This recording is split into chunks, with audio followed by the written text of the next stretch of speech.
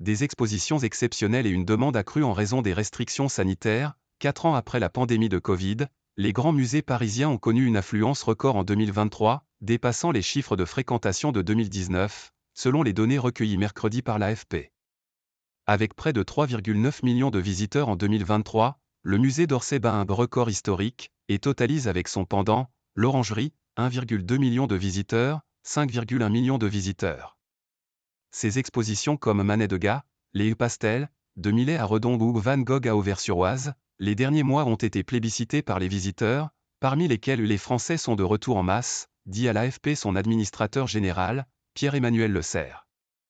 À 5 semaines de sa fermeture, l'exposition sur Van Gogh bat elle aussi déjà un record historique avec 568 000 visiteurs, soit 7 200 chaque jour, souligne-t-il.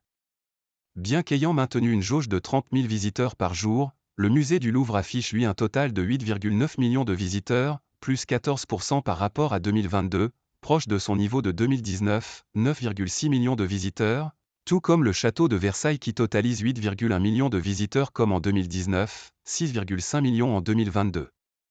Le plus grand musée du monde, qui maintiendra sa jauge quotidienne pendant les JO de Paris, entre 26 juillet et 11 août, dit cependant moins tabler sur des records de fréquentation, il avait totalisé 10,2 millions de visiteurs en 2018, que sur l'amélioration de l'accueil du public et de la qualité des visites de ses collections, dont la célèbre Joconde de Léonard de Vinci. Elles ont été admirées par 68% de touristes étrangers et 32% de visiteurs français en 2023. Comme en 2022, ils ont été 60% à découvrir le Louvre pour la première fois, dont 43% avaient moins de 26 ans et dont 40% ont aussi bénéficié de la gratuité du musée.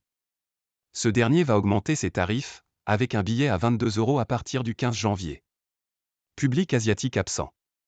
Si les Américains sont de retour comme en 2022, 14% au Louvre, 18% à Versailles, le public asiatique manque encore à l'appel. Ensemble, les visiteurs japonais, coréens et chinois représentent 2,5% du public du Louvre en 2023 et sont absents à Versailles, alors qu'à eux seuls, les visiteurs chinois représentaient 8% de sa fréquentation en 2018 et 13% de celle du château de Versailles en 2019. Évacué et fermé à plusieurs reprises ces derniers mois, à la suite d'alertes à la bombe infondée, le château de Versailles assure ne pas en avoir pâti. Ces visiteurs ont pu reporter leur passage de quelques heures ou au lendemain.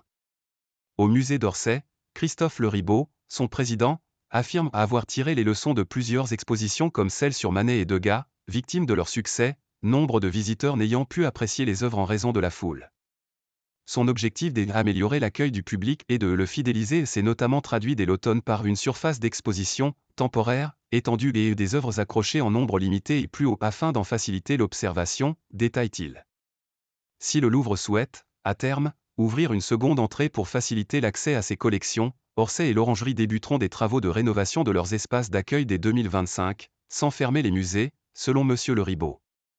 Devant fermer à partir de 2025 pour d'importants travaux de désamiantage et de rénovation, prévus jusqu'en 2030, le Centre Pompidou a pour sa part accueilli plus de 2,6 millions de personnes en 2023.